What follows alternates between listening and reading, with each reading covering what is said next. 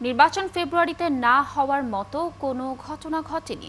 রমজানের আগে নির্বাচন অনুষ্ঠিত হবে বললেন নির্বাচন কমিশনার আনোয়ারুল ইসলাম।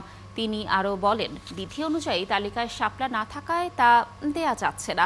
সকালে সিলেট পুলিশ লাইন্সে নির্বাচনী দায়িত্ব সুষ্ঠুভাবে সম্পাদনের লক্ষ্যে পুলিশের দক্ষতা বৃদ্ধিতে আয়োজিত প্রশিক্ষণ শেষে তিনি এসব কথা বলেন। এ সময় তিনি আরও বলেন, অতীতের মতো নির্বাচন হওয়ার কোনো সুযোগ নেই। বিতর্কিত কেউ আগামী নির্বাচনী দায়িত্বে থাকতে পারবে না বলেও জানান তিনি।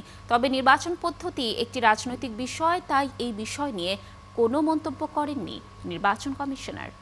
নির্বাচন ফেব্রুয়ারিতে না হওয়ার মতো কোনো কাজ বা কোনো ঘটনা এখনো ঘটেনি এবং অনেক কিছুই মিডিয়াতে আসছে, এগুলো আশা রাখি এগুলো আমাদের নির্বাচনে কোনো প্রভাব পড়বে না।